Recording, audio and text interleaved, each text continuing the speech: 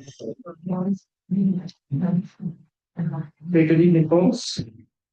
Welcome to this public meeting for this official plan and zoning amendments for 219 Big Mountain Road.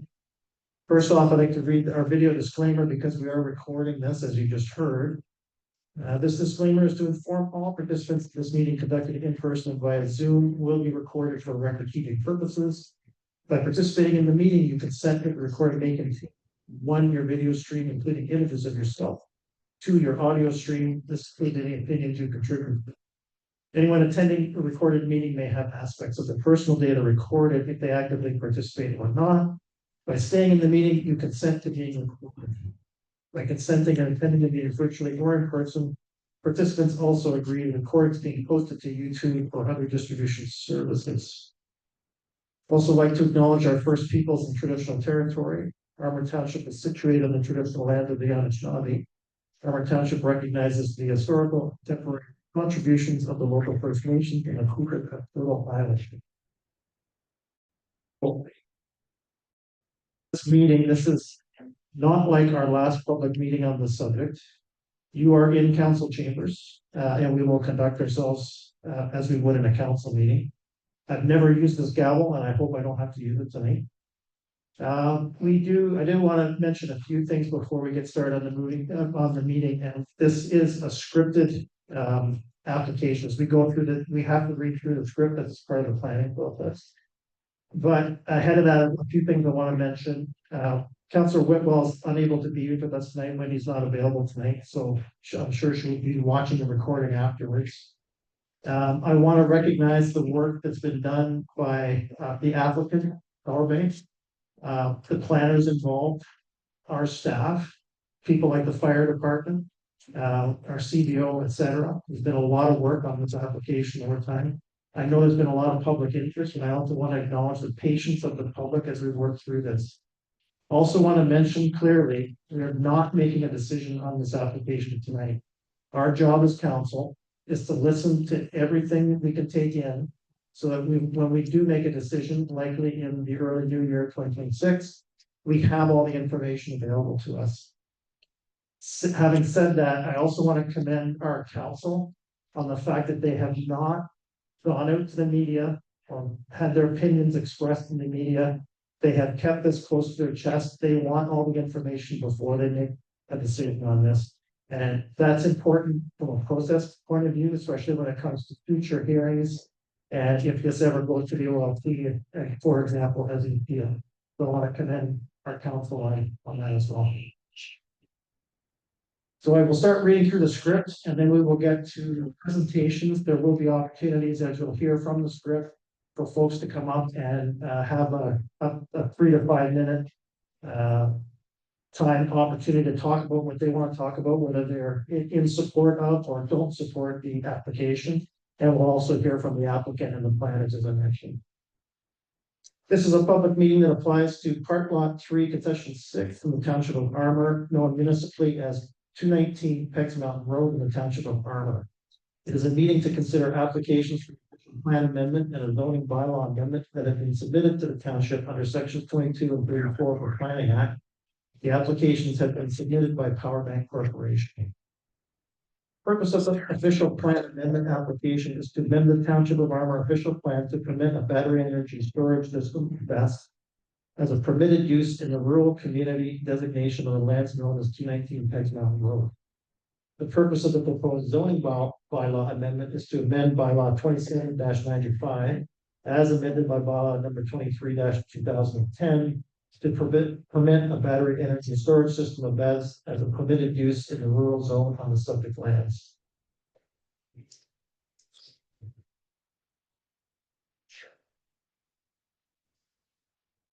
Due to the Canada Post strike, notice of the public meeting was given by Municipal Hand Delivery Services, Courier Services, public postings, or emails on October 23rd, 2025 to the public, ministries, and agencies as required by the Planning Act. A sign advising of the meeting was also posted on the property on November 29th, 2025. Notice was also published in the digital edition of the Omega News for 30 days, commencing on October 23rd, 2025, and on the Township of Armour's website. Okay, so the purpose of today's public meeting is to receive public and agency comments. Once comments have been considered, a decision will be made on the application at a future council meeting, as I mentioned earlier. Procedure is, we will first hear from the township's planning consultant to provide an overview, followed by a presentation from Power Bank's planner, and then we will hear from those in support of the applications, and then those opposed to the application. All persons wishing to address council will please direct their questions through the chair, that's myself. Please begin by stating your full name and municipality of residence for the official record. Any persons who would like to be notified of the decisions made by the Township of Armour on the proposed official plan and zoning amendments must submit a written request to the clerk prior to decisions being made. Anyone requesting such notice must provide their full name, address, postal code, and email address. For anyone that would like to receive notice and it is in attendance here today, a form is available at the entrance that could be filled out prior to leaving the meeting. Copies of the proposed amendments as submitted by the applicant were circulated. We will now hear from the township's planning consultant, Sam, to provide an overview of the application.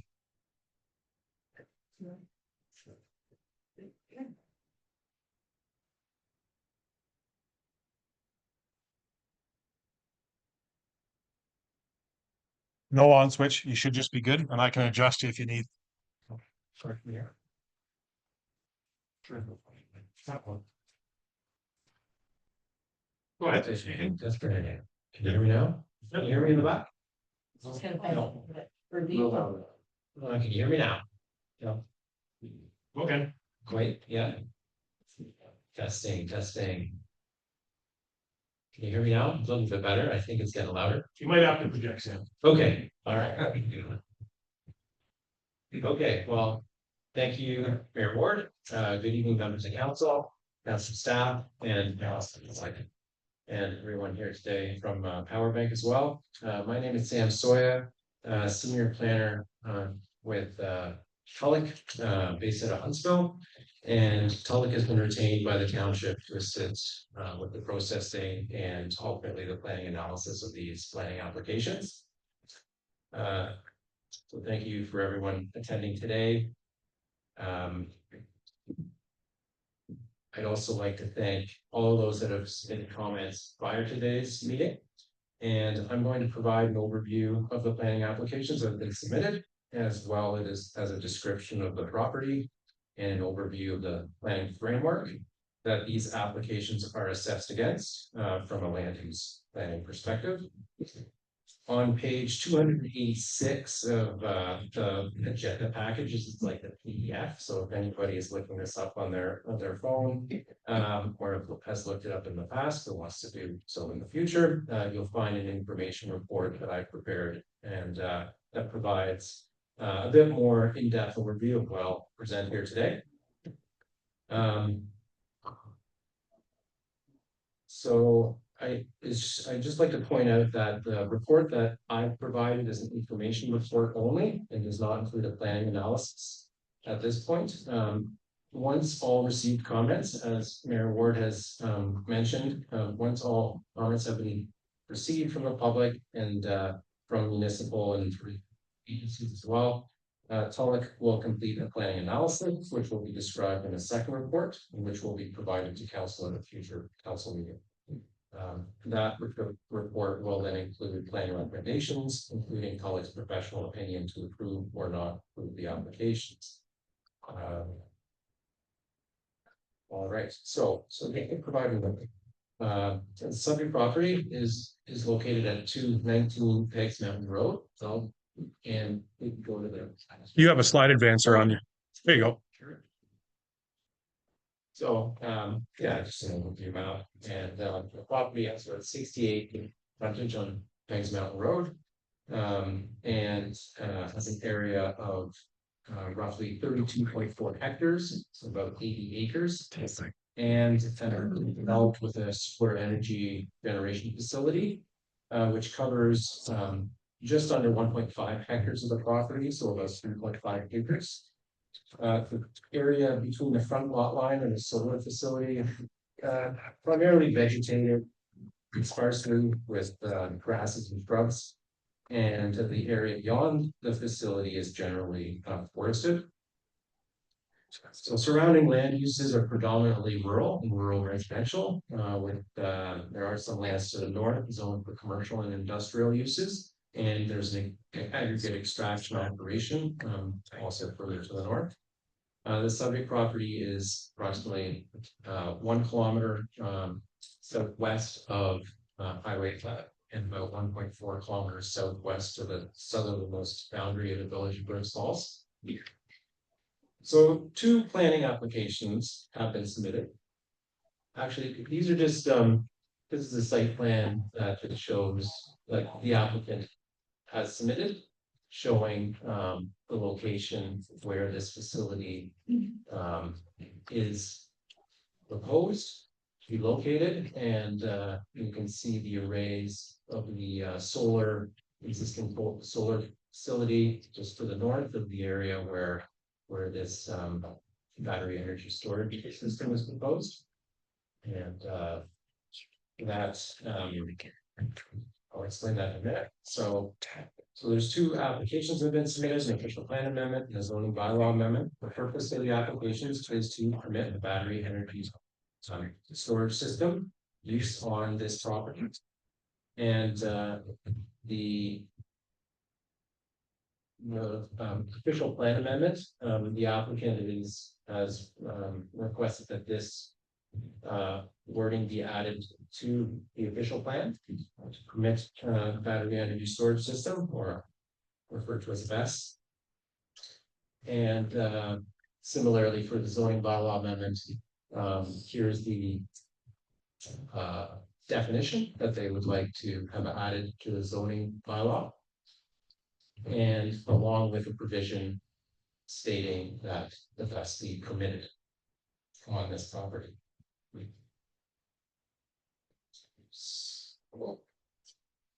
So just to explain briefly the BESS proposal, it's a 4.99 megawatt or 19.96 megawatt hours battery energy storage system. This facility would store electricity from the provincial grid and discharge it back during periods of high demand. The submitted information shows that the facility would involve 9 containers containing lithium iron phosphate batteries, together with related components such as inverters, HVAC systems, monitoring systems, and other associated infrastructure, all enclosed within a fenced compound. And then you still go back. This shows the area within the yellow, and then there's a perimeter road around it.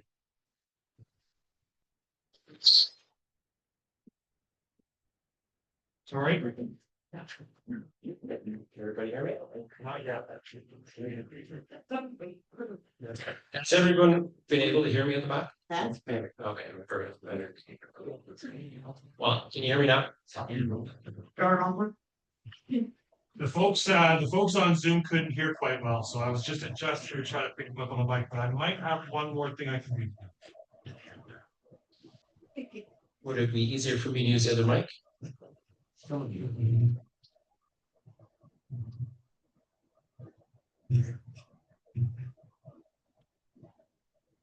We can try that and see if that works.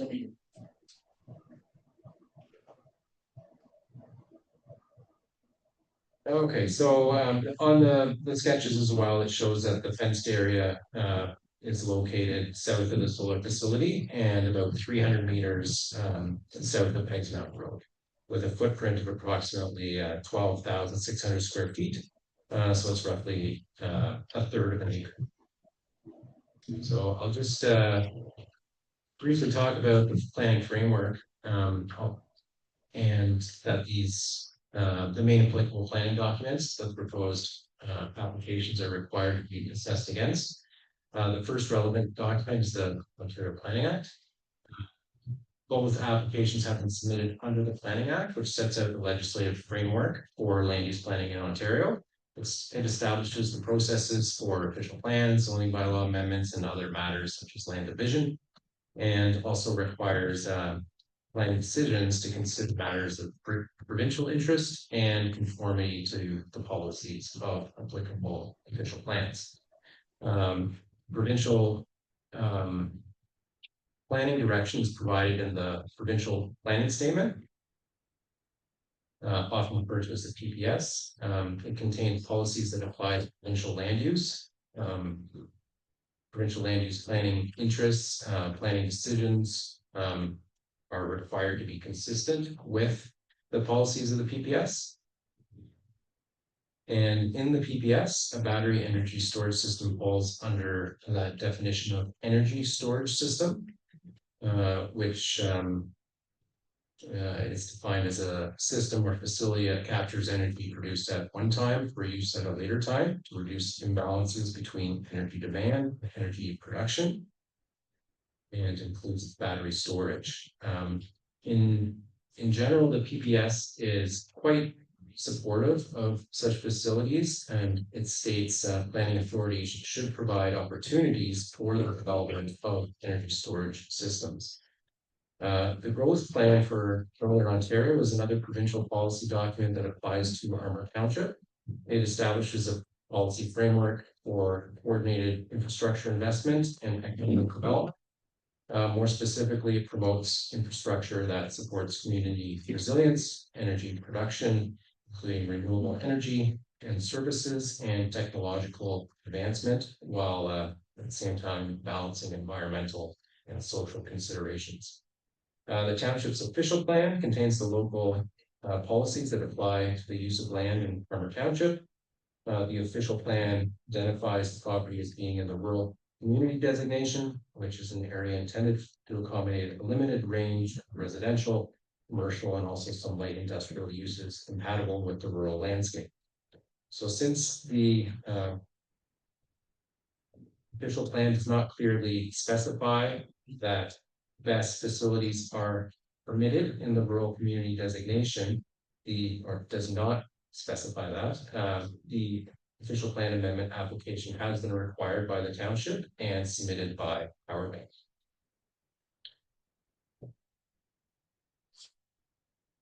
While the official plan is silent on this specific use, it does promote energy conservation and contain policies related to infrastructure, energy systems, and land use compatibility, including requirements for technical studies, buffering, and environmental review when new uses are proposed.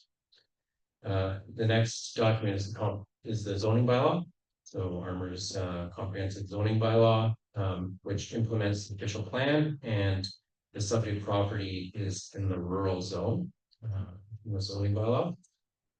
As the BESS is not specifically listed as permitted use in the rural zone, Power Bank has been required to submit a zoning bylaw amendment application.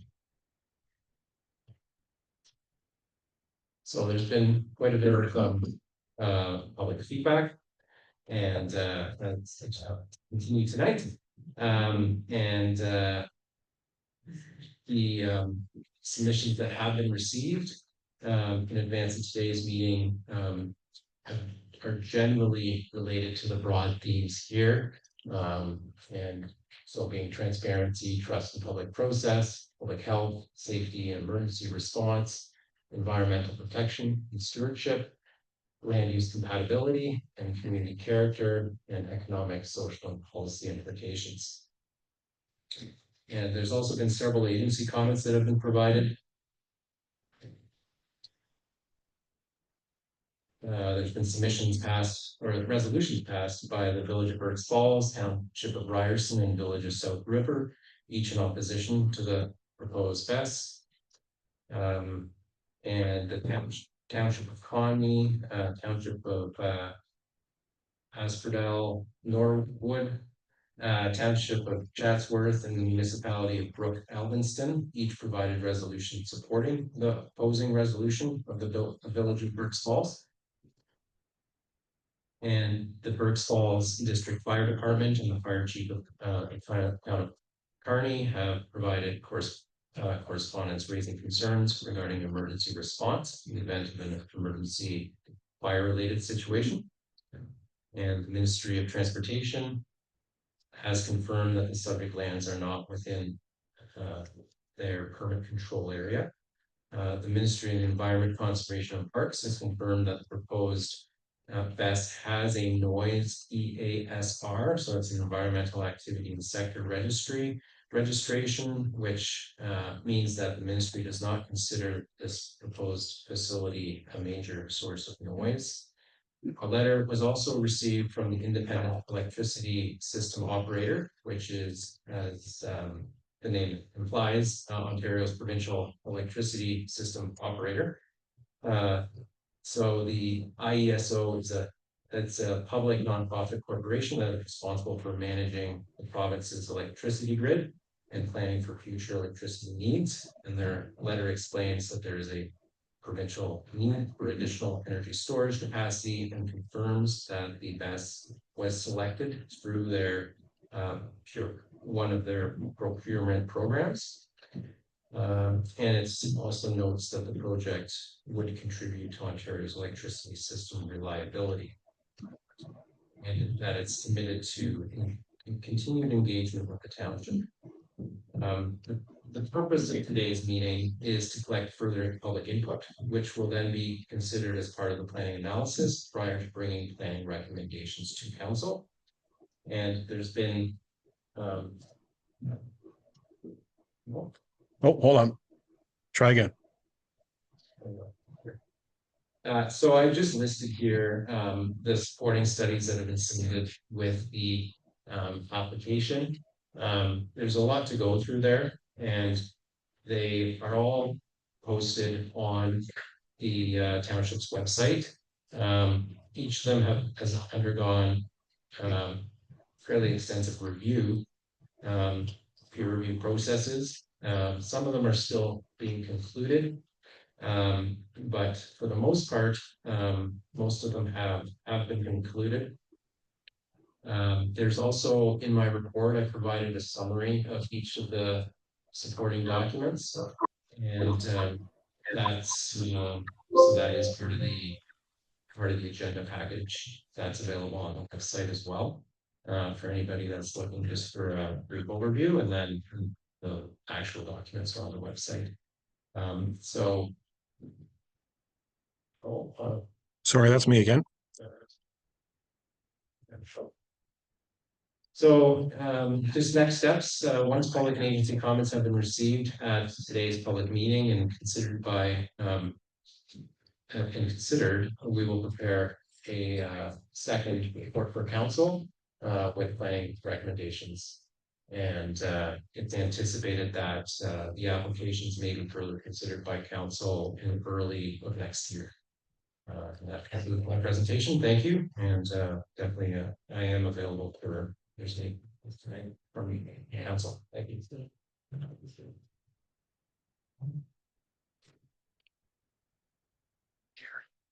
Right. Before we move on. Is this mic on? Such a good long job. Oh, you know. We'll get through it. Yep.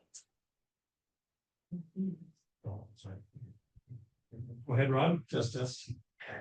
Hello. Thank you. Before we move on to the next part of the script, any questions from council on Lance's report at this time? Okay. We will now hear from Power Banks Planner. Right.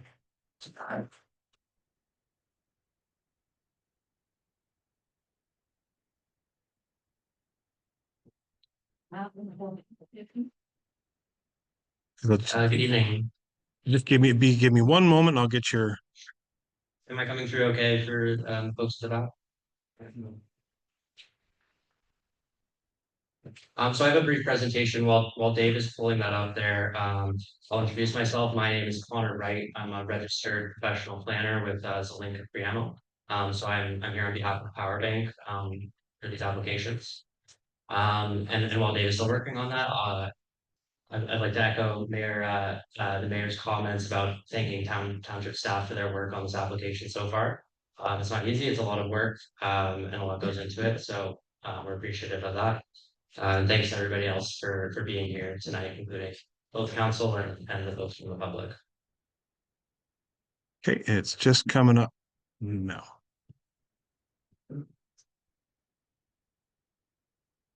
Great, thank you very much there, Dave. Like Sam has gone over, the purpose of this meeting is primarily to give the public an opportunity to provide comments and questions, as well as for us to provide information. So I'll be rather brief with the initial presentation, but we have a team here to answer your questions, and so we look forward to that. And if it's not possible to answer every single question tonight, we can coordinate with the township staff here to send out kind of a written circulation after the fact, if that it ends up going that way. And so there we go. So I'll try not to be too redundant to Sam's presentation. I think that was a good coverage of a lot of the basics of the applications. And so this is just intended to show a general locational overview of the site. It's about 2 kilometers south from the edge of Burke's Falls, as Sam mentioned. And this is just showing the parcel fabric of the property. So it's about 82 acres in area. And this aerial photograph just shows the general use of the property. So it is currently being used for power generation in the form of solar currently. So that's been operating since 2019. And it occupies about 3.5 acres on the site. And so the BESS would be located, by BESS, into a battery energy storage system, just to the south of the solar array here. And Sam already showed the site plan, so I won't spend too long on it, but I would just call your attention to the enlargement here on the bottom right. So that yellow interior square is the BESS facility itself. It's about 0.29 acres in area. This blue hatching around that is a 30-meter buffer zone, which will contain effectively nothing. It's just a buffer zone. And that entire area altogether is about 2 acres. And I'll point out a couple other dimensions on the site plan because it's a little bit tricky to read on this screen. It's about 180 meters from the west property line, a similar distance, I believe 190 meters from the east property line, and a little over 300 meters from the front of the property at Pegs. And so this slide is just intended to give kind of a basic overview of what a BESS battery energy storage system is. And so in short, it's a structure or a container which houses batteries. And so the proposal here tonight is for 9 of these containers. Each are about 15 feet in height, which is roughly like a bungalow house, for instance. 8 feet wide and 20 feet in length. So 9 of those plus some supplementary electrical equipment.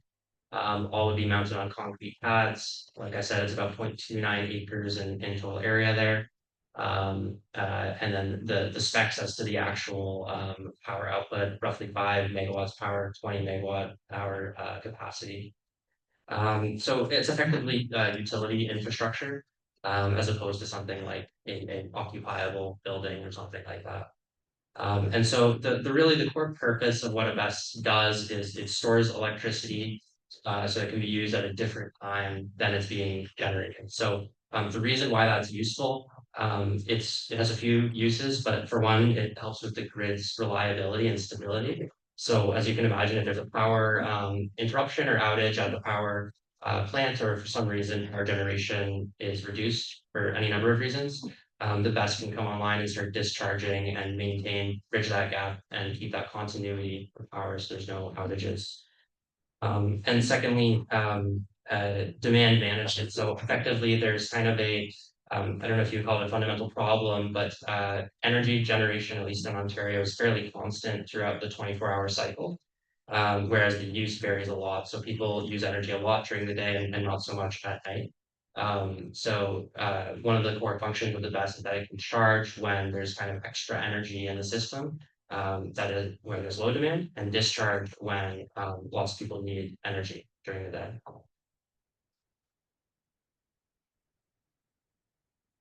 And so I have a few slides here that just kind of go over some of the other applications of similar technology in Ontario and the world. I think all of my examples are from Ontario. So, at the very, very small scale of the end of the spectrum, there's things like the Tesla wall pack, which are effectively the same principle, but just to serve kind of one house at a time. And there's a few examples of somewhat larger applications, like for this Altona townhouse development in Pickering, where it serves something like 30 units at once. And obviously, both of these are much smaller than the proposal. Whereas these ones are a bit more of the same order of magnitude. So this one, for instance, the Bulwer Station in Toronto, it's near Queen Spadina intersection. That's been operational since 2021. And this one, the Pilkington Bess in Collingwood, operational since 2022. And that one actually has the same power output 5 megawatts as the proposed Bess for Armour. And finally, just to round off kind of the examples, these are much significantly higher or larger in scale than the proposal. But this just kind of shows some of the new projects and the kind of top end of how these are being applied in Ontario. So the Oneida BESS is the currently largest BESS facility. And the Skyview 2 is one that's under construction and will eventually be the biggest one. But again, like these are orders of magnitude larger than the proposal here before you tonight. And I touched on this briefly, but really the kind of the core reasoning for why BESSes are becoming more popular and why there's a need for them is because of a continually increasing demand for electricity. There's a few specific reasons why that's happening, but naturally electricity demand increases over time. And there's a few specific limitations to energy production. So a few are listed there. But in any case, there is a projected significant increase in demand and a downfall with supply.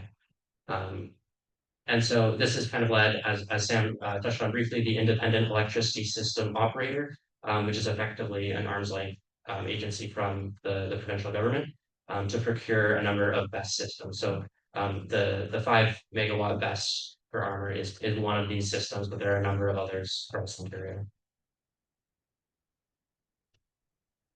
And so how this translates into specific planning policies in the provincial framework, the provincial planning statement is kind of a central document of planning in Ontario. And as Sam mentioned, there are a few specific references to battery energy storage system. There we go. Okay.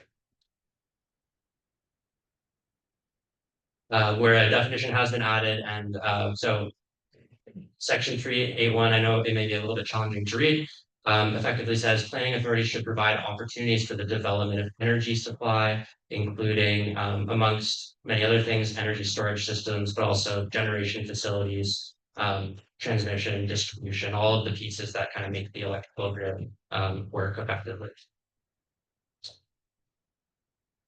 And so once again, the applications that have been filed for official plan amendment and for zoning bylaw amendment. So to briefly go over the official plan amendment, this is the schedule. The property is designated rural community. As Sam went over there's a list of permitted uses. These include things like farming, golf courses, residential, mineral extraction, waste disposal, small scale, low water use, industrial operations. The list goes on a fair bit, but those are the types of uses that are permitted in the rural community designation. And there is a section of the official plan 3.9 that permits public utilities in this designation. And so, as Sam alluded to, it was determined early in the process that the BESS does not fit into these existing descriptions or permitted uses. Part of the reason is that there is no definition for what a BESS is in the official plan.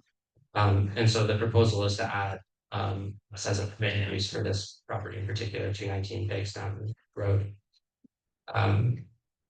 And the zoning is a very similar story. The proposed amendment is to add the BESS as a permitted use.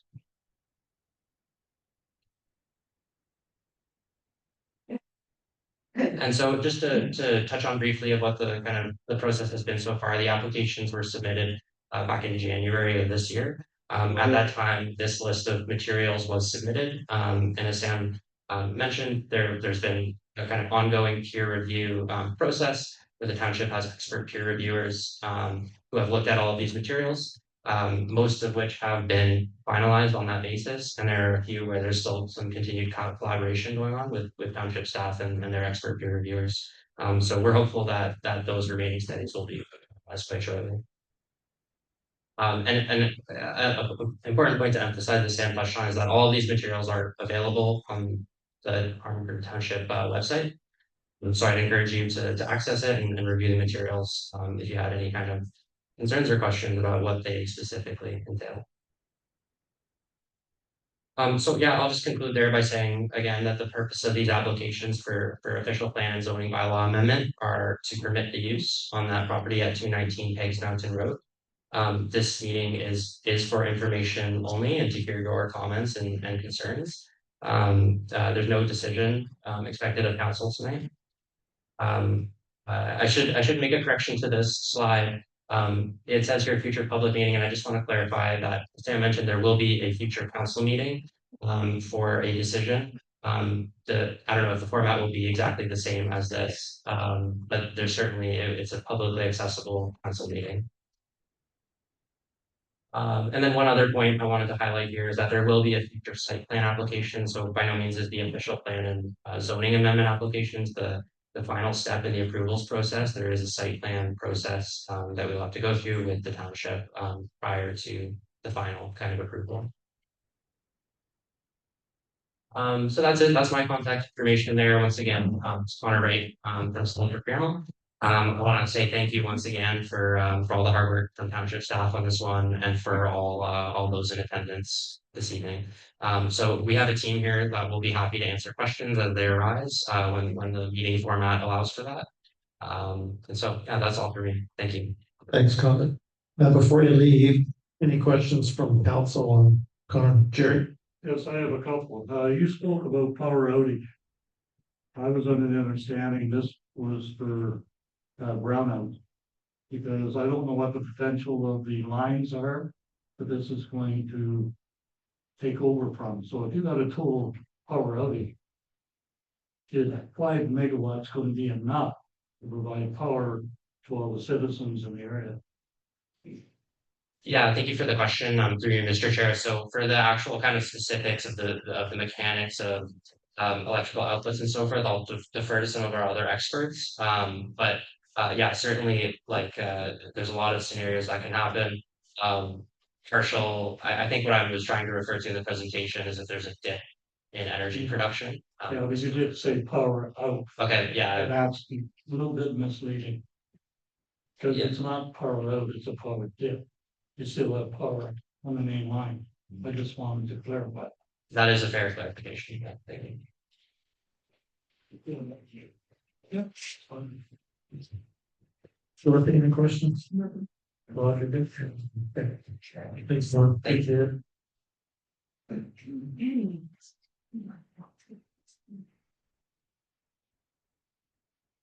Okay, next up, we will now hear a written submission from the clerk. Yeah.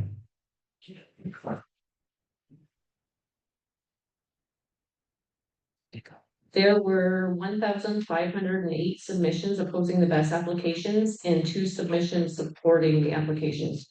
The opposition petition from No Lithium Waste Citizens United included 901 signatures. The opposition petition from change.org included 527 signatures. An additional 80 individual oppositions were received. A supporting submission was received from Christine Laufer and noted that with increasing energy use, a battery system could help manage demand. A second supporting submission was received from the IESO that Sam touched on, that encouraged council to advance Ontario's energy infrastructure. Tri-council partners, the Village of Berks Falls and the Township of Ryerson, submitted resolutions of opposition. The Township of Ryerson is the administrating municipality for fire services and opposed citing safety, environmental, operational risks that could affect both the township and the wider Elmeguin area. The site's location is a high-risk wildland fire zone and strains the volunteer fire department and first responders who lack specialized training and equipment. Additional issues included environmental impacts, financial burdens from increased insurance and liability, and uncompensated training demands on volunteer firefighters. The Village of Burkes Falls Council, supported by Township of Ryerson, Village of South River, Township of Conmee, Township of Asphodel Norwood, Township of Chatsworth, and the municipality of Brook Elviston formally expressed opposition to the proposed BES applications. The resolution cited concerns regarding public safety, environmental risk, land use compatibility, and limited local economic benefit. It requested that the province of Ontario suspend all new BES approvals. The resolution further urged that BES installations be restricted to lands already zoned for industrial use, and called on Solar Bank Corporation, now Power Bank, to withdraw its application. Community members and stakeholders expressed opposition to the proposed BES. And as Sam touched on, proposed BES summary of key concerns from submissions included: 1, transparency, trust, and public process; inadequate consultation, procedural issues, and lack of accountability erode public trust; 2, public health and safety, high fire, explosion, and contamination risks or emergency access, and inadequate local responsibility; 3, environmental protection, threats to water, Magnetawan River, soil, air, and wildlife, increased contamination and wildfire risks; 4, compatibility with rural and residential land use, industrial scale project unsuitable for rural settings, conflicts with homes, farms, and natural areas; 5, economic and social impacts, properties value decline, insurance and tourism risks, municipal costs, and reduced community well-being; 6, legal, procedural, and policy conflicts, the Planning Act appeal issues, inconsistency with the provincial planning statement obligations; 7, infrastructure and emergency service capability, insufficient training, equipment, and response capability for lithium-related incidents; 8, environmental stewardship and sustainability, contradiction of PPS goals to protect farmland, heritage, and sustainable land use; 9, community values and livability, erosion of rural character, social cohesion, and public confidence; and 10, precaution, accountability, and technological reliability, unproven technology, unclear safety data, and risks burden shift to municipalities and residents.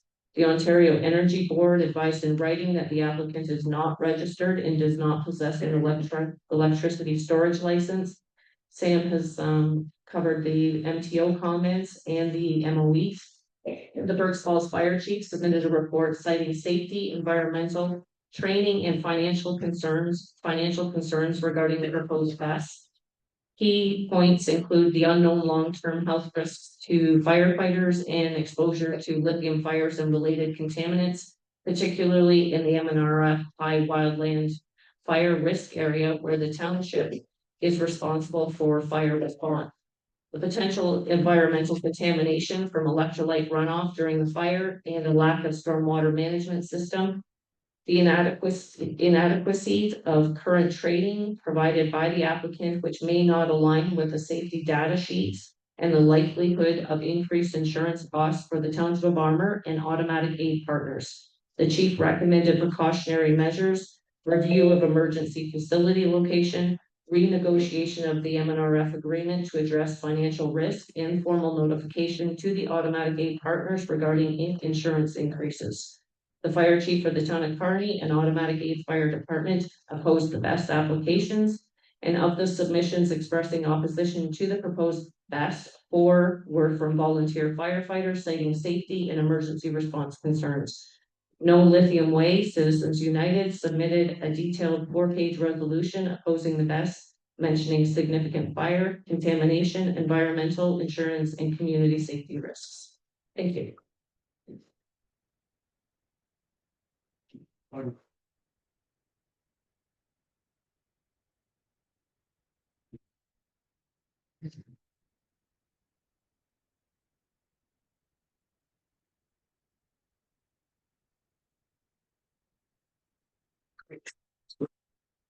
Offer opportunities for folks from the audience to speak, including Power Bank, if you so choose. As we get to that part of the script, I will ask you to come up and provide your name, rank, and serial number for the record.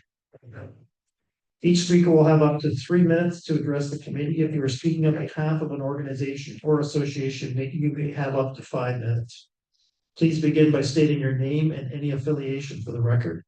Failure to make oral or written submissions to council before a decision is made on the official plan amendment and zoning bylaw amendment may forfeit the right to appeal the decision to the Ontario Land Tribunal. Is there anyone here in support of the application? And Power Bank is free to speak at this stage if you like. David. You want up to this mic here? Yep, that's the mic. If you could come up to this mic here, Dan. There is an on switch on the mic. It takes about 2 seconds for it to come up. Testing 1 2, testing 1 2. Can everybody hear me? Thank you. I am David Creaser. I am the landowner at 219 Pikes Mountain Road. And first and foremost, I would like to recognize all the work that's been done by staff, the fire department, council, and planners. I appreciate that very much.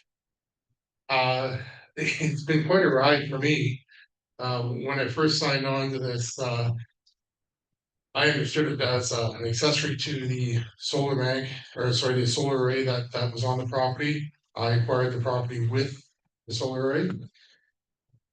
Through this whole process, I've had many concerns. I am most affected. I am the landowner. I have the closest house to this project.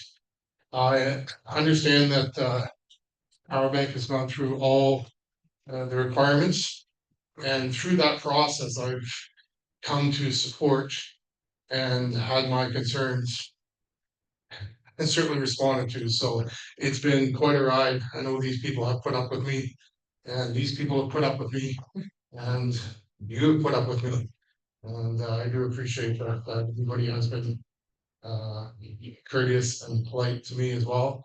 I have not talked to many of you. I know many of you talked to me. I am the landowner, and outside of that, I have no say in what the tenant does. I have a signed contract. I fully support this contract, and I hope it goes forward in a responsible and safe manner that respects all people's interests locally, including the environment, the people, and our younger generation. I have young kids as well. So thank you very much. Anyone else who would like to speak in support of the application? Okay, is there anyone here opposed to the application? Those who would like to speak, please come up to the table here and again, state your name and any affiliation for the record. I think it's on, Jim. My name is. It takes a second. You're all right, Jim. It takes a second to come on. My name is Jim Shaw. I'm a ratepayer, resident of Armour Township, and I have no affiliation. I'm here as a senior citizen, enjoying the quality of life and the environment in which we live. First and foremost, Your Worship, I'd like to thank you and your council for the excellent job you do in representing us. It's nice to know that our township is in good hands. Thank you very much for all those things you do. And this isn't a paid political announcement. I was interested today with the presentation of the two planners, and I couldn't help but hear there wasn't one mention of cost and profit, how much is going into deep pockets interstate. I think this is an exploitation of our countryside and our environment. I have a diploma from a fire school in the state of Wisconsin, United States. I know about fire suppression. I know about magnesium and sodium fires. Lithium is a whole different kettle of fish. We are blessed, truly, with the volunteers in our fire service that go in harm's way on a regular basis, giving of their time, their talents. We should not expose them to risks that don't work. And right now, lithium fires don't work. They're burning down houses, they're burning down school buses, doing a whole bunch of stuff that we don't particularly like. And I value the services of our volunteers and our fire service. They got a lot of equipment, a lot of training.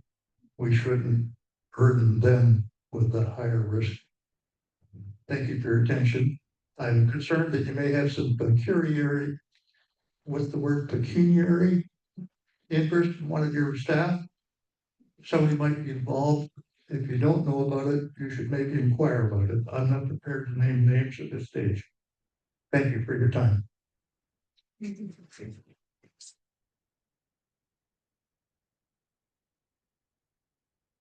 No?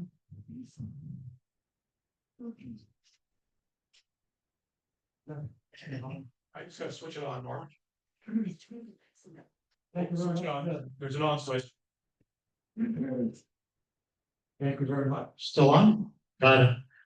Thank you, council, and thank you, to the mayor for allowing us to be here tonight to show support either way, for or against. At this point in time, I am the mayor of Perry Township. My phone number is 705-571-5817. I live in, Emsdale, and the address is, 101 Deer Lake Road. POA 1JO. You know how to get over.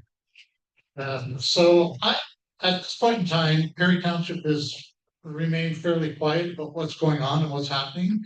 It's only the last few days that the reports were coming through to council. We have a council meeting tomorrow night, and I'm sure it will be on the agenda to have a discussion about what we're hearing tonight and where we're at with it. At this point in time, I have to say that we've remained neutral on the subject.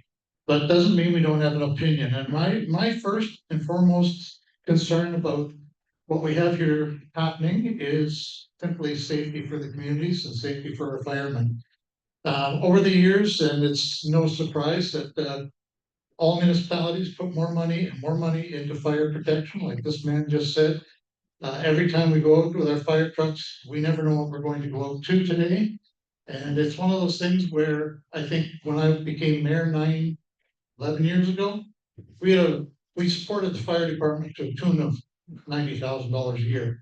Today, I can tell you, it's almost $1 million a year for Perry Township. By the time we pay for the building, pay for the trucks, a new fire truck rolled in last week, and it was $690,000. And you don't pay for that in a year or two. One of my main concerns is the safety for the people and our firemen, because we don't know where we're going with this and how the training will go. I'm reading online that says that, I was reading from Joe Reedman from his report where most of the training is online. I don't think you get a real effect of how to train and fires out and deal with fires from a video online. I have to be honest about that. The other concern I have is when I read about flow, and it's Joe Reedman's report, description of necessary first aid measures, and go through the inhalation, ingestion, skin contact, eye contact, and most of these say consult your doctor. One of the things that really kind of grabbed me though, it says here, direct contact with electrolyte gel may cause severe eye damage, blindness, skin irritation, burns, vapor. Mist may irritate eyes, mucous membranes, and respiratory tract. Exposure may cause nausea, dizziness, and headaches. And then it goes on to talk about special treatment needed, and it says no further relevant information available. It also talks about if a person is fighting a fire and they have trouble breathing, or if they're not breathing, contact your doctor, which I think is that's a little late.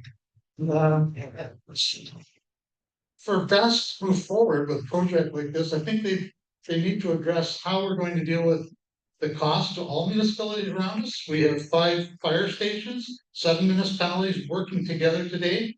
When a call comes in, they all respond. Joe knows that. It's not a question of whether or not you need us. We're on the road coming until we're called off. And I can tell you that there's a huge concern of how much it's going to cost, not just Armour, but Perry Township and the other 6 municipalities that are involved with it. So until we have further information, from my point of view, Perry Township will stay neutral until we know where we're going. And And I certainly hope Best can do better than what they've done for moving forward with the fire suppression and how to deal with it. Thank you for your time, and you need my card, so you know how to get a hold of me. Thanks, Norm. We know where to find you. Oh, there,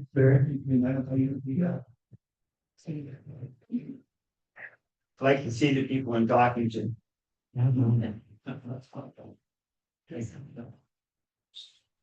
Here we go, Mary. Thank you, can everyone hear me? Yeah.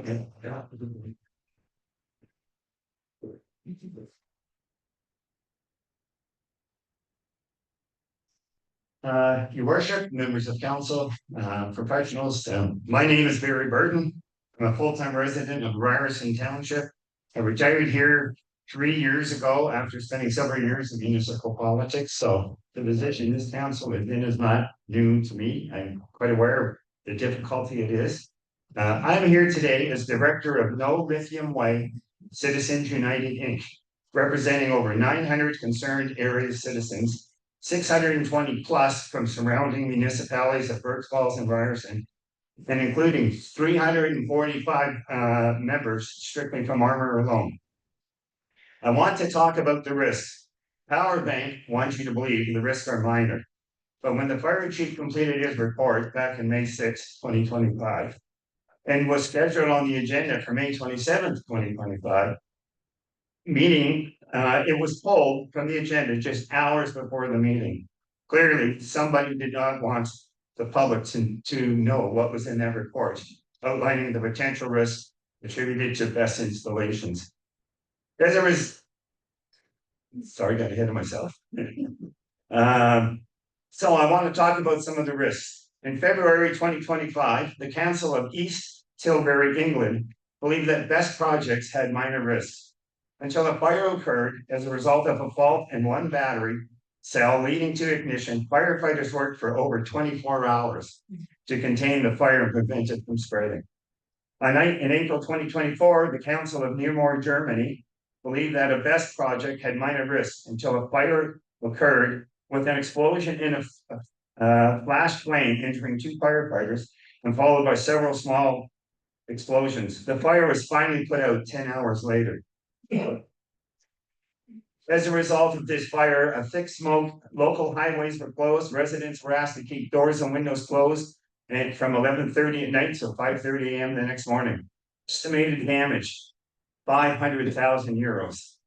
October 23rd, the Council of Melba, Idaho, believed that a best project had minor risks until a fire occurred. The fire was contained and took 3 days to burn out, resulting in road closures. July 2023, the Council of Shaman, New York, believed that a best project had minor risks until a fire occurred, resulting in air quality alerts due to large amounts of potentially toxic smoke. The fire continued to burn for 6 days. The fire was caused due to a mechanical failure. In June 2023, the Council of Warwick, New York, believed that a best project had minor risks. The 2 separate fires occurred at 2 separate locations. These 2 fires were reported to be smoldering for longer than a week. The fires were caused by water seepage from a rainstorm entering into 2 separate units, resulting in electrical shortages and fires. So just to mention a few other similar fires that have occurred locally, with local officials thinking that there was a minor chance of explosion. February 25th, 2025, Roe Norman, Scotland. April 24, Kearney Mesa, California. September 23, Rockhampton, Queensland, Australia. January 23, Millvan, Pennsylvania. July 2021, LaSalle, Illinois. July 2021, Nuremberg, Germany, where highly toxic hydrofluoric acid was released, which put 12 firefighters in hospital for observation and an estimated cost of damage at 1 million euros. April 2021, Beijing, China, where an explosion occurred, killing 2 firefighters and wounding a 3rd. All these locations were using lithium iron phosphate batteries. If it hasn't convinced you that the risks are much greater than what has been stated, then let's look at the fire chief's report. Number 1, no battery is perfect. Thermal runaway can happen in rare cases, causing result in fires or explosions. Two, there is conflicting tactics in the fire service on how to suppress a fire. Number three, if a fire occurs, we will have to commit most, if not all, our resources at this one site for possible multiple day event. Four, I believe as a fire department, we must prepare for the worst case scenario. These are all quotations from his report. The installation being in the MNRF high risk area. Would like to point out to council that in our MNRF agreement, we are responsible for any fires that start in this area.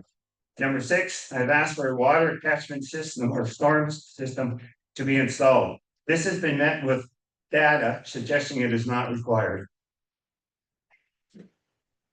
Number seven, appendix B in the report states lithium battery electrolyte must not be dumped into drains or allowed to flow on ground or in any other waters. So in conclusion, the risk of the best installation potentially causing fire, explosion, forest fire, or contamination of the Magnetawan River watershed certainly outweighs the benefits. So the important question is that all of us are asking council. Is Armour Council prepared to take the risk by approving Power Bank's application where the local residents are not prepared to take the risk? Thank you.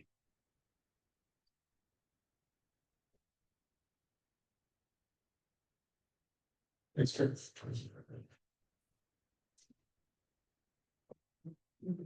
Chris?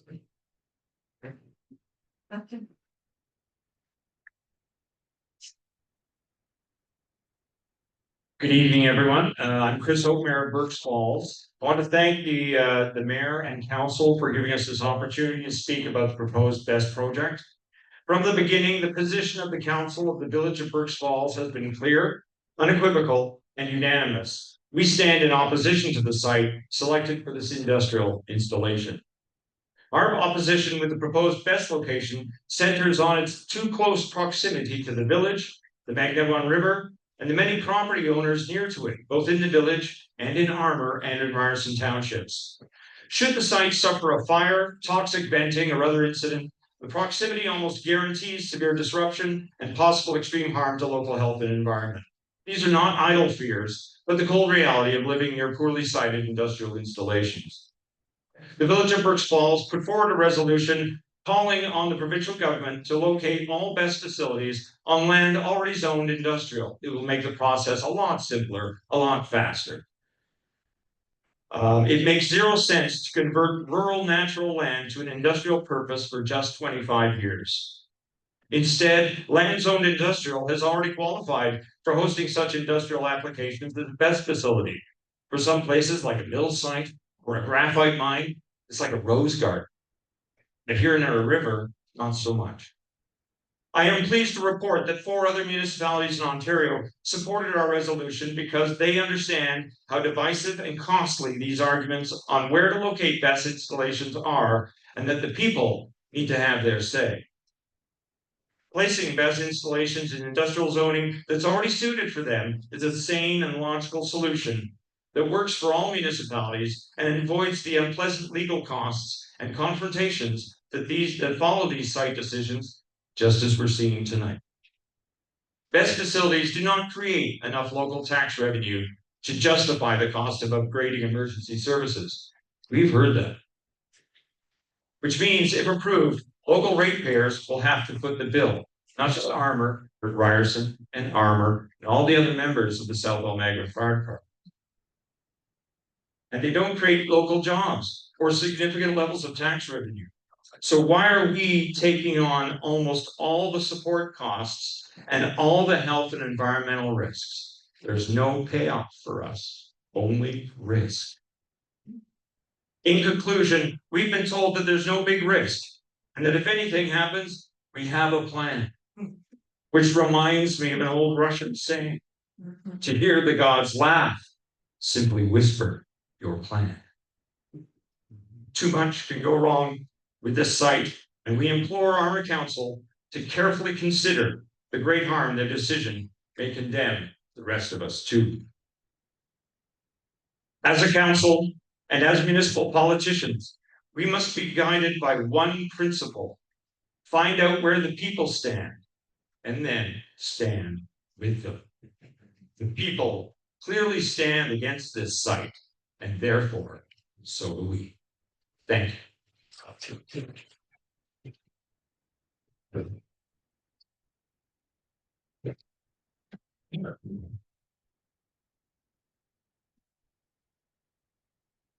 Hi, I'm Anna Coltrero and I'm a full-time resident of Ryerson for the last 7 years. I'm here as a concerned resident who lives close to the site to talk about the risks to our environment that are being downplayed. These are the facts. Lithium phosphate batteries, LFP batteries, release toxic smoke, which is hydrogen fluoride gas, into the atmosphere, making evacuations a real possibility. There's a high risk of toxic flammable electrolyte leakage into soils. These fires can easily spread from one battery to another. There is no approved method of extinguishing these fires. Water will not put them out. They are left to burn themselves out, often taking hours or even days. Water is only used to cool off the adjacent structures, and there is no way to guarantee water spray will come into contact with the hydrogen fluoride gas, now becoming hydrofluoric acid, which is highly corrosive and toxic, and this contaminated fire runoff water will be spilling into the Magneto-1 watershed. These are our environmental risks. The site is a high-risk area for forest fire. This is according to our CEMC report. The site is 900 meters from the Magneto-1 River's 2 tributaries on site and 200 meters from the drainage swells leading to the river. Stormwater management issues, a natural approach, drainage sloping downward to the north. Sections of the riverbank are environmentally protected provincial significant wetlands. The potential contamination of the Magneto-1 Rivershed is an offense against the Water Resource Act, Section 30, Section 0.1, which says prohibits discharge of polluting material that may impair the quality of water, which encompasses impacts on aquatic life, including those in wetlands. The potential leakage of flammable electrolyte solvents will cause serious harm to the soil, vegetation, and wildlife, and is in conflict with the Environmental Protection Act, Section 14.1, which states, despite any other provisions of this act or regulations, no person shall discharge a contaminant or cause or permit the discharge of a contaminant into the natural environment that causes or is likely to cause an adverse effect. The peer reviews indicated that the emergency response plan omitted critical procedures for post-incident environmental remediation, such as spill contamination or soil water contamination assessment. Furthermore, on October the 2nd, the review suggested that the inclusion of a stormwater management pond system to be completely close off the water discharge to ensure zero discharge of contaminants from the site. To the best of my knowledge to date, none of these have been addressed by Powerbank. So what is the actual statistical fire of a best fire? No one can answer this, not even Powerbank. There is currently no federal or local jurisdiction that requires incident reporting or statistics on any best incidents or root causes. Today, there's only an EPRI best incident database, which captures this information, but it's not locally jurisdiction. There is no such thing as an absolute battery. You've heard already that there's many causes of fires already.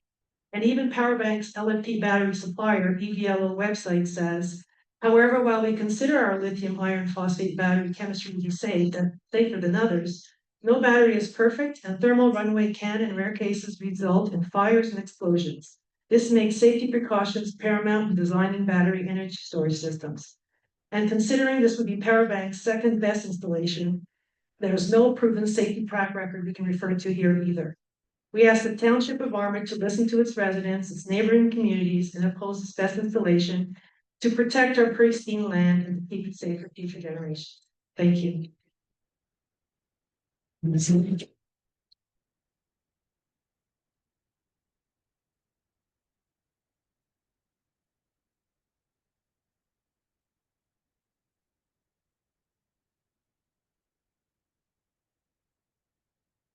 My name is Alice Hewitt.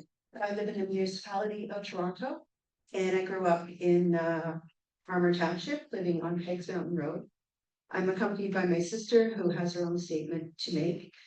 So this statement I'm reading is a joint statement from me and my mother, Elizabeth Hewitt, who is an adjacent property owner to the proposed location of this best facility.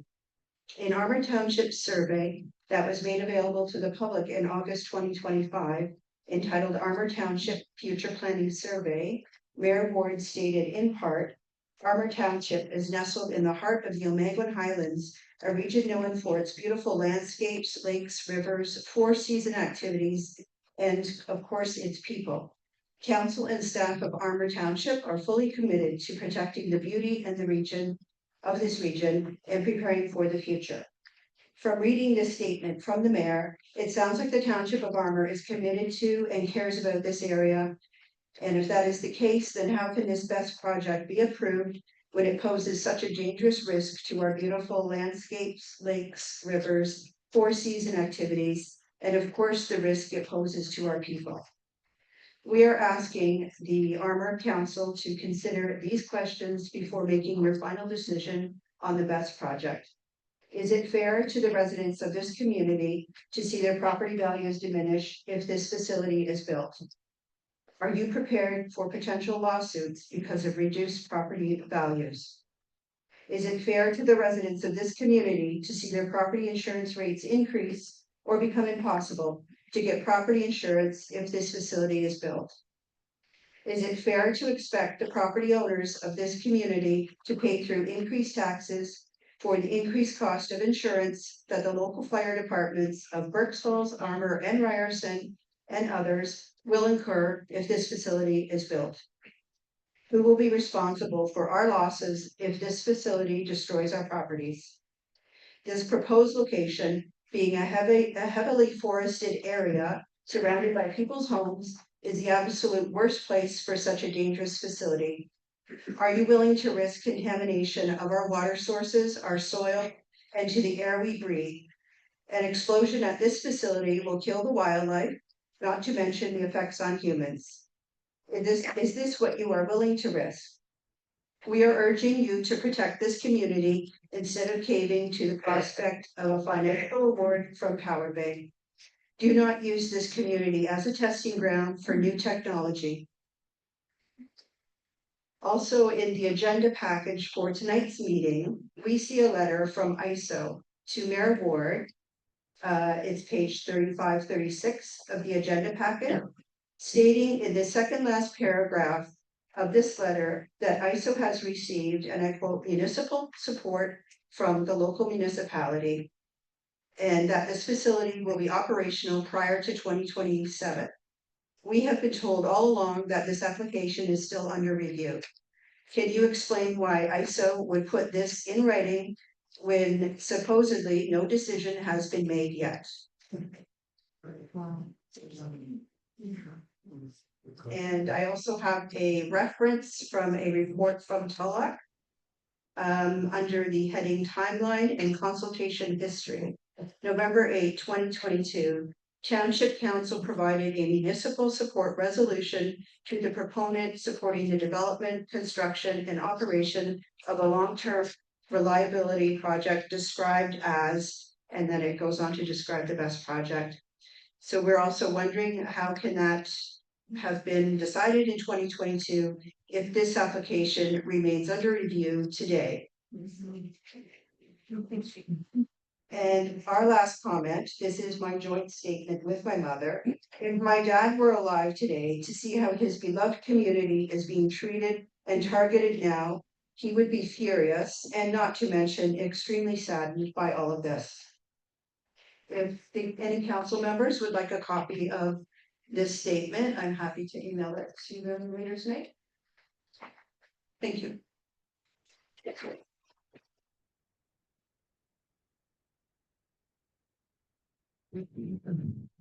Well, my name is Grace McCoy. I'm Alex's sister. We're here with our mother tonight. I don't live in my farmhouse anymore. My mother does, but I grew up there, and my sister did as well. And we love that area. We live right next door to this facility. So I want to talk about the environmental aspect. Often the animals don't have a voice, so I want to be their voice tonight. First of all, I want to commend Pellet on the work that they did. I think their feedback during the peer review process was really thorough, and I think they did a good review. I do want to point out that of the supporting documents that were mentioned, I think there are 5 sections of this application that are still considered in the draft phase and they're not finalized. So I want to speak to the environmental impact study that was done May, June of this year by a environmental consulting company known as SLR Consulting.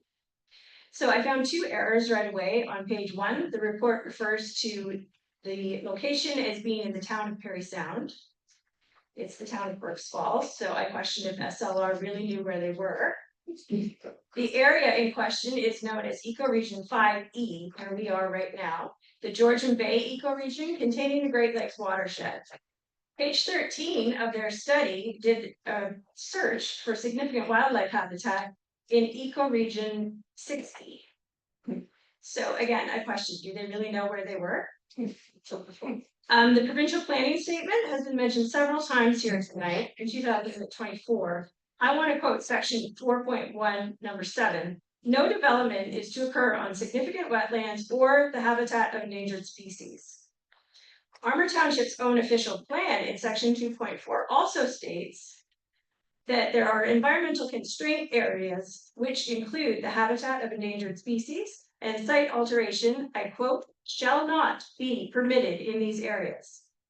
So when they did this study, they found 2 species of bats on this property through acoustic monitoring. That's the hoary bat and the silver-haired bat. So page 13 states that SLR used a 2017 roost survey protocol. The MECP, Ministry of Environment, Conservation and Parks, has a 2022 document that is a roost protocol. The protocol states that they need to set out a minimum of at least 4 acoustic microphones to find these bats. SLR states that they use 1 microphone at the base of 1 tree. There was no mention of any visual monitoring that was done at this site.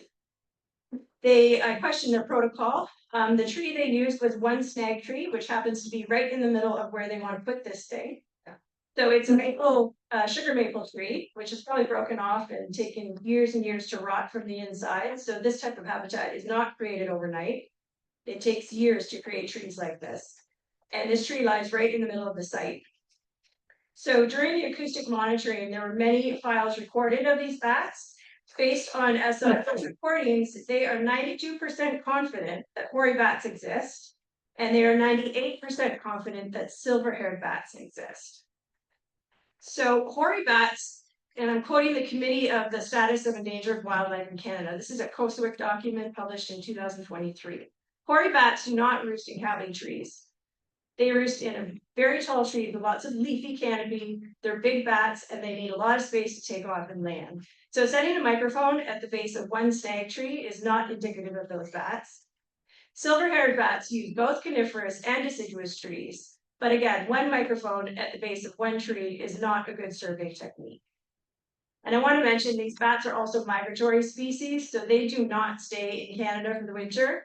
They fly to the southern US and they fly to Mexico for the winter.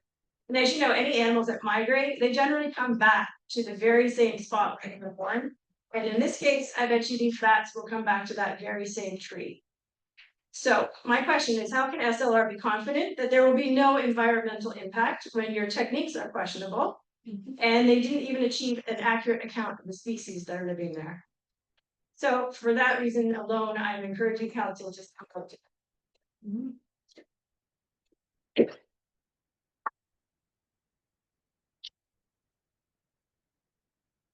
And just a note that I will respond to your question. The question that came up from the last speaker, but I'll wait until the process asks for it later, when council can speak. Is there anyone else from the audience?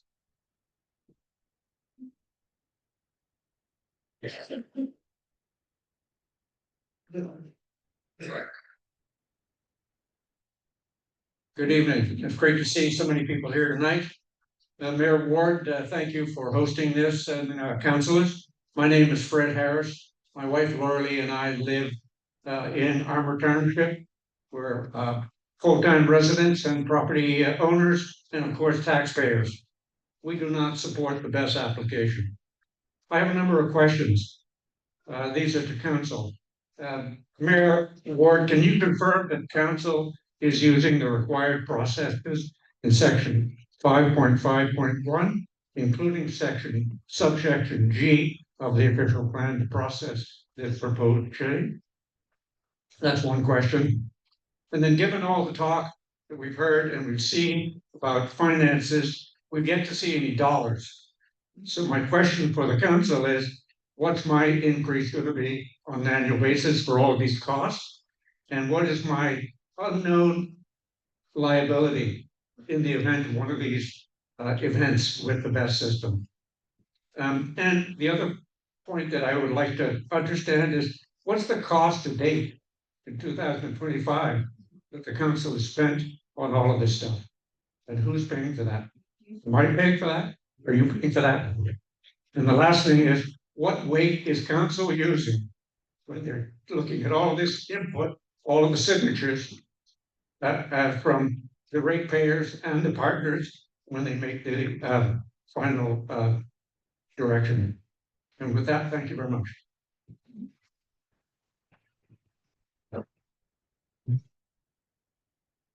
Again, we'll address those questions when council speaks. Is there anyone else from the audience?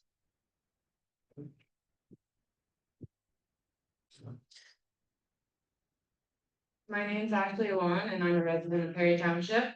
I'm not just speaking as a resident today, but as a mother of 2 young children who want to raise my children in the place that values their future and their safety. Bear with me, I can't say this word. Let me sip it. Oh my goodness. Thank you. Yeah, I practice so much that that probably made worse. In Ontario, have rejected best proposals. The majority, after significant public opposition, Prince Edward County's council denied support for 2 separate projects where community opposition cited fire risks and potential environmental damage. In Elizabethtown, Kitley, a 300 megawatt BESS project was stopped by baseload power after considerable community opposition and public safety concerns. Their council also passed a resolution to ban all BESS project proposals for their term. The Township of Rideau Lakes Council rejected a BESS proposal due to a lack of preparedness among local emergency services to handle any potential incidents. Around Eldersley Council denied the zoning amendment application for a BESS project because the proposed site was within a regulated floodplain. And just a short drive south of us, a proposal by the Solar Bank Power Bank in Gravenhurst was scrapped after pushback from local property owners. Opposition was concerned that such a dangerous facility could be built in a wooded area close to Black River and Clearwater Lake and many homes and cottages. I think it's fair to say our concerns are not isolated and not unfounded. Communities across Ontario have raised their voices and their councils listen. The municipalities I mentioned have shown that local governments can and should stand up for their residents when risks are unclear and trust hasn't been earned. Armour and surrounding area residents deserve the same protection. Our concerns are valid, our voices matter, and our safety, our children's safety, must be a top priority. I'm asking that you please hear us. You stand with us and ensure that the future of the Omaguen area is shaped by the people who live here. I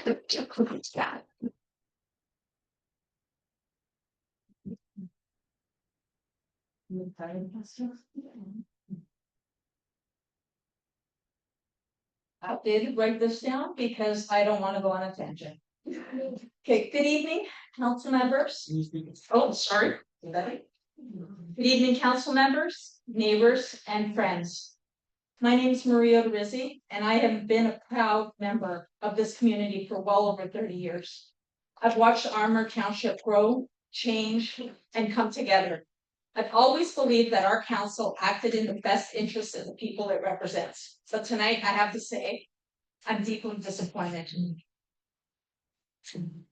Because I no longer feel like you're listening to the people that put their trust in you. This voices of the community, our neighbors, your friends, the very people that elected you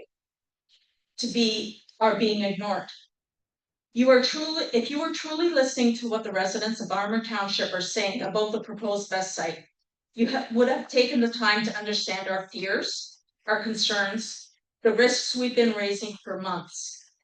If you had, we wouldn't be here tonight, pleading once again to please listen to us. As a tax-paying resident, I've been given 3 minutes to speak, 3 minutes to express my many concerns and that so many of us feel in our hearts. So please listen carefully because every word matters. We are not against the progress. We are not against environmental or electrical growth. We are against reckless decisions that put our community safety, environment, and future risk. It's not about politics or emotion. It's about common sense and responsibility. You were elected to serve us. Not outside developers, not corporations, but the people of Armour Township. You took an oath to protect our land, our safety, our way of life. And that promise means something. And right now it feels broken. We place our trust in you. But if you continue to ignore our community, that trust will not survive. Because when residents are dismissed, when concerns are brushed aside, when decisions are made without transparency, accountability will come. We are not your opposition. We are your community. We live here. We raise our families here. We care about this land. We stand together, not to fight you, but to remind you, you were elected to represent us. So tonight, I'm just asking, no, I'm demanding that you do the right thing. Reject the proposed rezoning to accommodate the best site. Because once approved, 9 units, they can increase. Protect our land, protect our people, protect the future of Armour Township. And I close, I want to remind everyone, generally we're older in this group, but this affects the youngest members of our township. We have Violet here today. She's one of our community's children who wanted to say something. We didn't tell her what to say. We didn't coach her. We didn't help her write it. She wrote this on her own. So I really want you to take the time to truly listen to her because her voice represents the next generation. And they're watching what kind of leadership this council will show. And the people who've been speaking to us, this is their petition. You have it. You know that it's not something that we've made up. The numbers speak for themselves. This is Violet.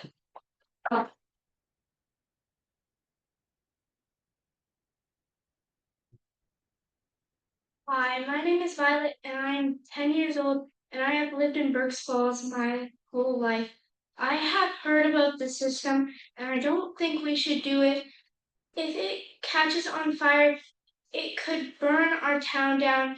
And when we have power outages, we spend time with family. And the lithium battery will take that away. Our forests might burn down and kill the animals, and we won't be able to fix it. I hope we vote no. Thank you for your time.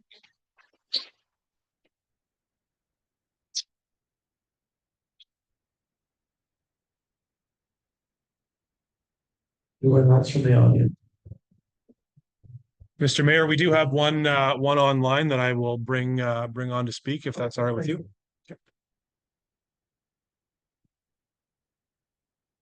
Hi, I'm Jake Ferranti. I'm a 10+ year resident in Armour Township, taxpayer. I grew up in Ryerson Township. I just think it should be noted that the decommissioning plan was found upon peer review to lack specificity to the project and the site. I feel that makes the document generic and inaccurate. It shouldn't be accepted as complete. It's further backed by the fact that there's a 2 to 4 time discrepancy in the cost between this project and other best decommissioning estimates. And it's not accurate to what's required.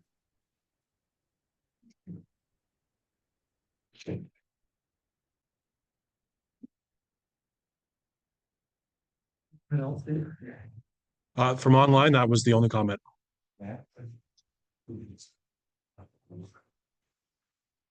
Hello, my name is Dino Petrero. My wife was up here earlier. I live on Lance Mountain Road, close to the site. I'm from Larson. I do have a question because I've heard people talking about this power bank, and a lot of people, well, not a lot, few people turn around and say, well, why not have it there? It brings jobs to the community. I want to know what jobs it brings after it's installed. Okay. What jobs does it bring to the community? I know you're going to have someone to take care of an electrician that might come once, twice a year to make sure everything's, hunky dory. and someone to, the grass and remove the snow. And obviously, the owner will get some money for lease of land, but besides that, what does it do to our community? Like, where's the support? There's no jobs. So I'm just asking, is there anything else? Am I missing something? Curious, that's all.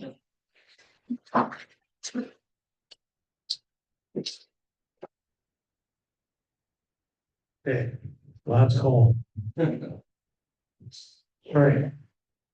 Council may now ask questions of the applicant or members of the public, so I will start. A few comments. I have to repeat once again, Armour Council have not made a decision on this application. The resolution that was passed in 2022 is a resolution to support Solar Bank putting forward an application for an RFP. All that meant was they got into the chain and they could be part of the process to respond to the government to put an application in. That was step one of 1,000 steps. We have not supported this application. We will make a decision on this application in our January council meeting. So I have to say again, we have not made a decision. And when we hear that we are not listening, that's what this is.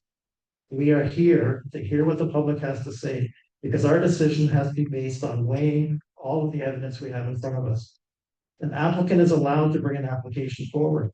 If they are paying, and they have paid substantially for the studies that have been done, the application up to this point, to the question earlier about who's paying for all this, the applicant is paying for all of this.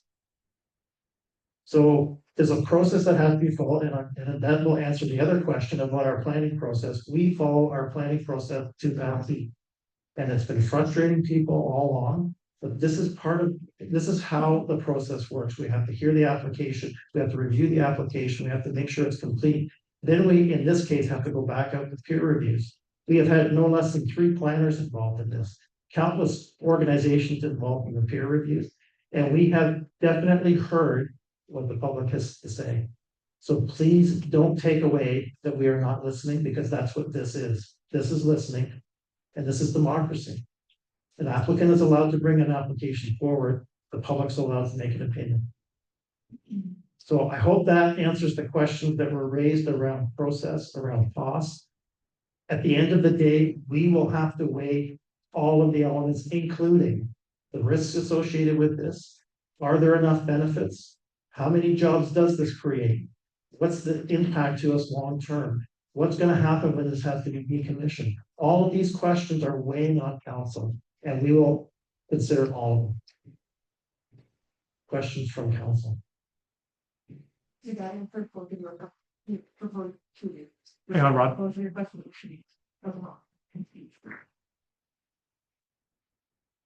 Yes, sorry, it's Jerry Brand, counselor here. I got another question in regards to this. Somebody can answer it. In your battery energy storage systems here, I've noticed a 5 milliwatt power with a 20 milliwatt hour capacity energy.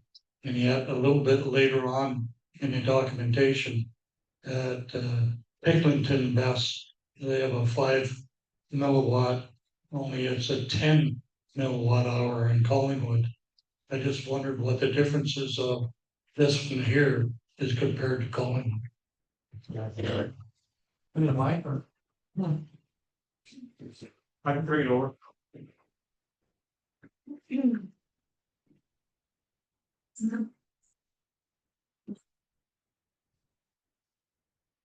Yeah, batteries that we use are typically at a maximum power range of 1 hour, meaning that the battery can fully discharge in 1 hour. But that is not the typical application. Typically, what we see 2 hours or 4 hours application. But it is the same cell. They have a power output capacity, meaning that it can fully discharge in 1 hour. But we use it in most applications at a lower range, meaning that we don't heat them up. We use them in a much lower capacity. We downgrade them in kind of a way, meaning that it would be used in a 4 hour application, even knowing it could be theoretically used in a 1 hour application. But it's the same type of cell, It's just that we configure them in a way to be using a specific application that on this specific project, it has value for 4 hours. In other projects, it's 2 hours. And we have done project with 1 hour application. It really depends on the application. And another question to that, would that be due to the connection on the grid? It has to do on how is IESO paying for that service, depending on what they need. For LT1 and previous RFPs, and the next one, LT2, will be for 8 hours application. So depending on what the network actually needs, it will make a difference on, does it need 8-hour service, does it need 4 or 2-hour services? It's all based on the shape of the loads that you have, meaning that if you have a peak that lasts only 1 hour in the day, then a 1 hour battery would be sufficient. But if your peak at night lasts for close to 3 hours, then you would probably need a 4-hour battery. So that makes sense. So in other words, this will be a 4-hour battery up here then? Correct. It's a 4-hour battery. Yeah. Thanks, Chair. Other questions from council?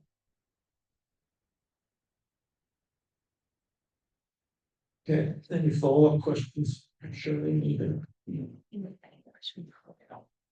I'm then gonna hear some closing comments from our planner in terms of process from here. Back to you, Sam. Thank you. Yeah, no, I don't really have much else to add. Thank you for everybody coming out today and providing comments. I know that there's specific references made in some official plan policies, also some questions about some of the supporting studies that have been undergoing review. So hear me now. You hear me now? Yeah.